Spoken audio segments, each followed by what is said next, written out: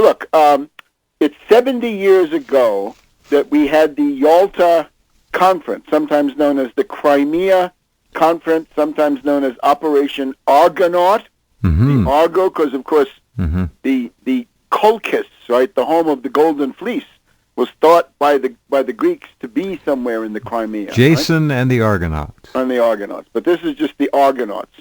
Yeah. So it is the concluding wartime conference of the big three, that is to say, Franklin D. Roosevelt, Marshal Stalin of the Soviet Union, and British Prime Minister Sir Winston Churchill.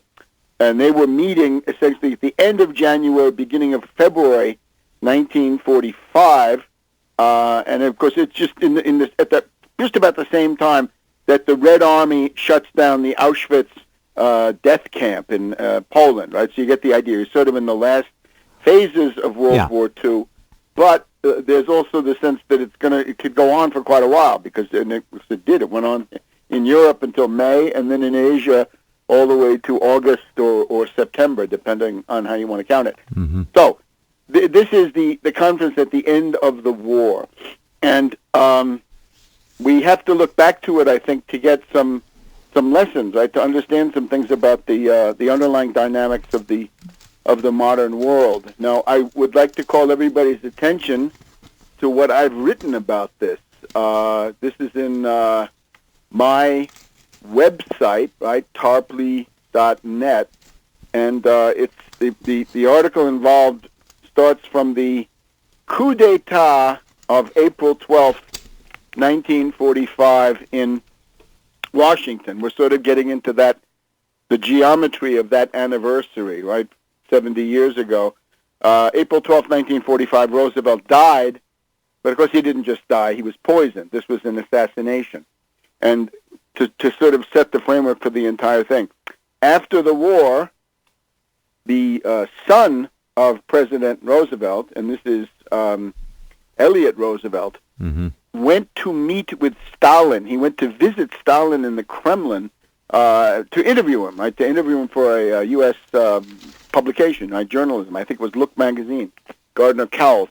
So during the course of this, Stalin said, I have a resentment against your mother, Eleanor Roosevelt, because she would never let Ambassador Gromyko of the Soviets view the body, the dead body of President Roosevelt. Right? She always insisted that the coffin be kept closed, and Stalin said that he resented this very much because Gromyko had training enough to be able to recognize the symptoms of poisoning. So he told the guy that Stalin first told this was U.S. Ambassador Averell Harriman of Skull and Bones and the Brown Brothers Harriman banking house, co-partner with Prescott Bush, who financed Hitler, and the rest of it. Stalin said to Harriman immediately, I believe he was poisoned. I want my ambassador to view the body. So that was sent in, but Mrs. Roosevelt kept saying no. And then Stalin turned to Elliot Roosevelt, this is now back to the after the war meeting, and said, look, you don't seem to understand, your father was murdered. And Elliot Roosevelt is shocked. What do you mean murdered? Right? This was supposedly a natural causes. And Stalin then, according to the text was only published in the mid-'80s, mid-1980s. You can see all the stuff on tarpley.net. It's called British Coup d'etat in Washington, April 12, 1945, How the Harriman Gang Started the Cold War. Stalin says, your father was murdered. Hang on. Yeah, your father was murdered. What do you mean murdered? By whom? Stalin roars, by the Churchill gang. And then Stalin also says, not only did they successfully kill your father, they've been trying to kill me, Stalin, ever since. So this obviously compels attention. So we have it corroborated, right? The original report from Harriman that goes to the State Department mentions Stalin thinks that the president was poisoned and wants Gromyko to view the body.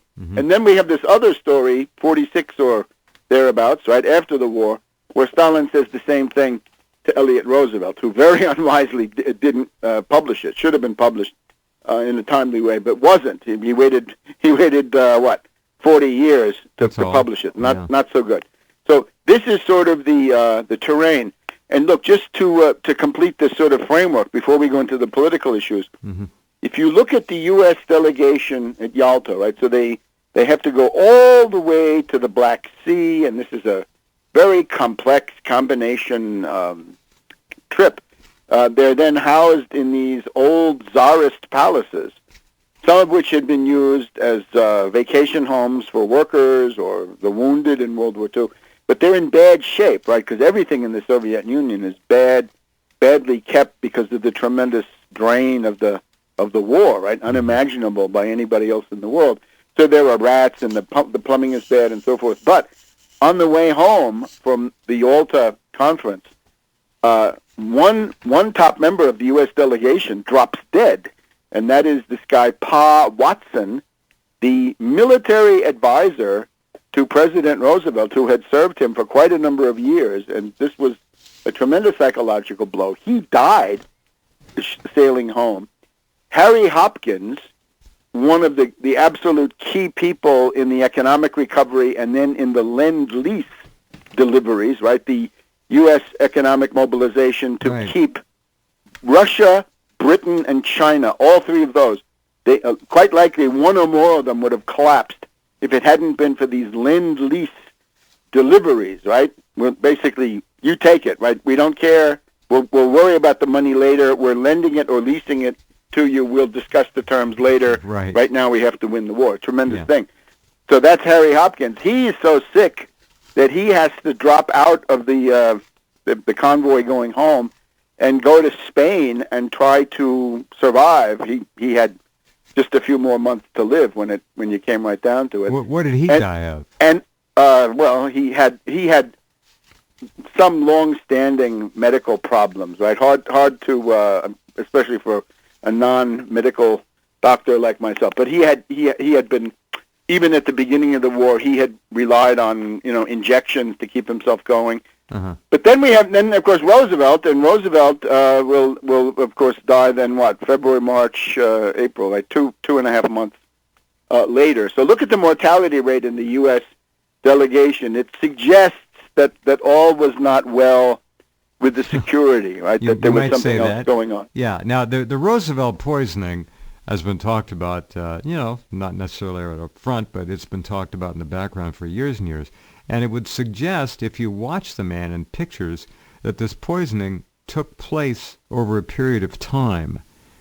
He really deteriorated in the last several months. I mean, he looked like walking death. Well, the last several months are the post-Yalta months. So the argument could very well be that somebody, again, one of the delegations present, decided to do away with him. There's also the other parallel track is the woman who was with Roosevelt, or one of the several, who was there at Warm Springs, Georgia, April 12, 1945. She was the last, one of the last to see him alive, and got the hell out of there real quick. His lady friend.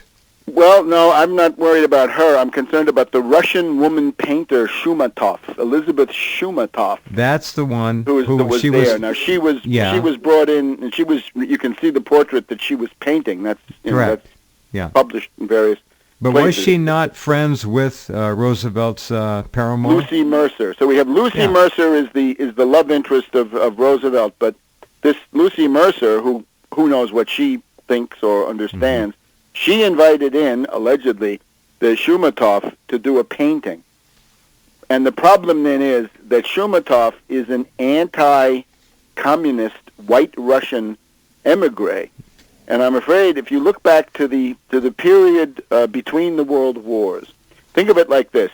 In our time, I'd say in the 70s, 80s, 90s, you often assume that one of the pools that the CIA could draw on for tasks, let's say, were the anti-Castro Cubans. Right? These people go, all around the world, all different things.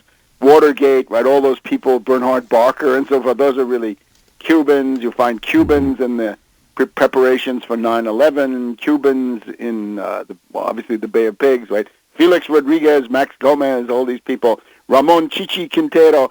So the anti-Castro Cubans are the big pool, right? You can also go back to the 19th century. It's very often Italian or Polish anarchists. But in the period between the wars, it's anti-communist Russians or white Russians.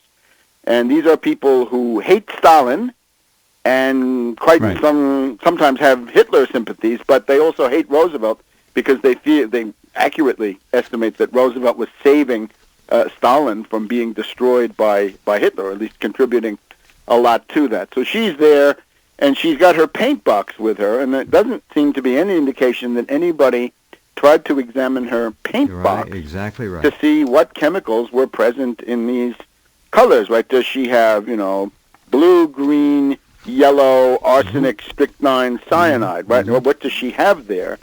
And there's this other thing where it's recorded that she would often dip her brush into a wine glass that had wine.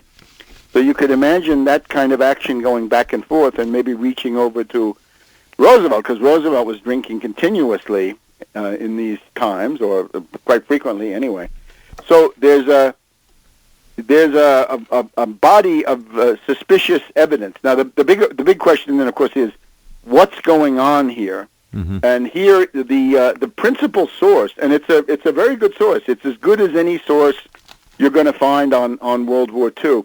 Is a book called As He Saw It. And the he is Franklin D. Roosevelt, and the author is Elliott Roosevelt, who accompanied Franklin Roosevelt, the father, on the trips to the Casablanca Conference and then the Tehran Conference of 1943, mm-hmm. and talking about the meetings between Roosevelt and Stalin and the clashes with Churchill. And the dynamic was that the tension between Churchill and Roosevelt was huge, and this starts actually at the conference on the British battleship Prince of Wales off the coast of Newfoundland during August of 1940, where we get the Atlantic Charter, right? Freedom of speech, freedom of religion, freedom from fear, freedom from want, right? The Atlantic Charter, the war aims of the future allies. But at that one already, there was a clash where Roosevelt says, look, the British Empire is going to have to be liquidated, and your 18th century methods are going to have to go by the board.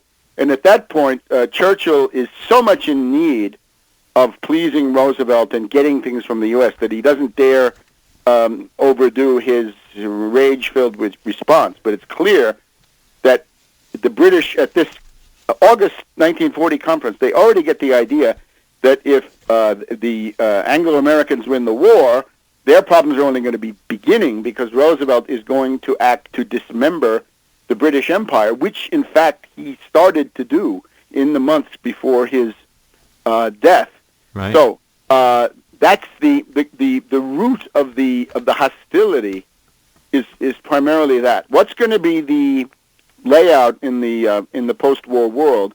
And it's overwhelmingly that Roosevelt is going to essentially detach these areas, right? He's going to make sure that the former British colonies get independence, right, in the way that India did, and Egypt, of course, took another 10 years or so. But this was going to be the big push, right? They were going to become independent, and then, of course, the idea was the U.S. was going to then have economic relations with them. So there's a tremendous amount of intrigue going on here. This is what I think we're getting already. This multi-layers of stuff.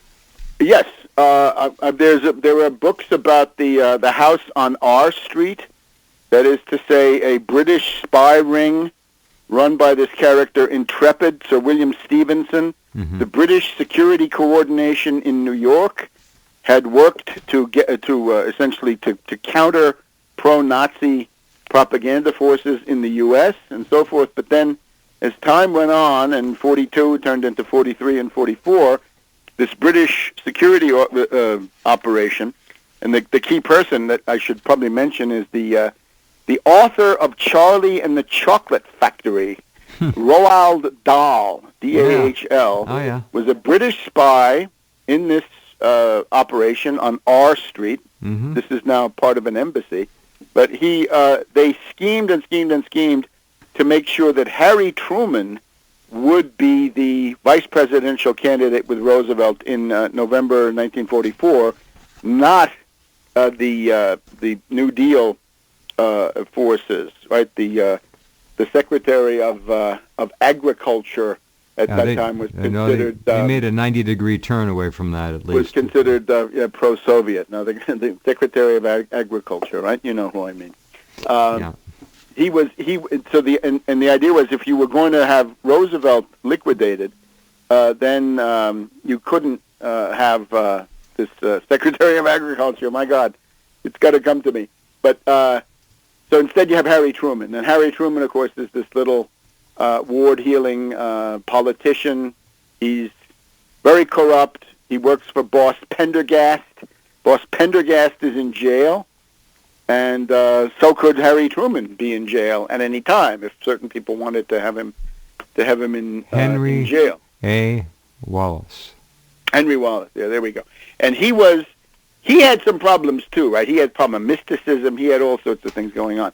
But Wallace was the guy who the British did not want, because he would have represented a continuation of the alliance with the Soviets. Now,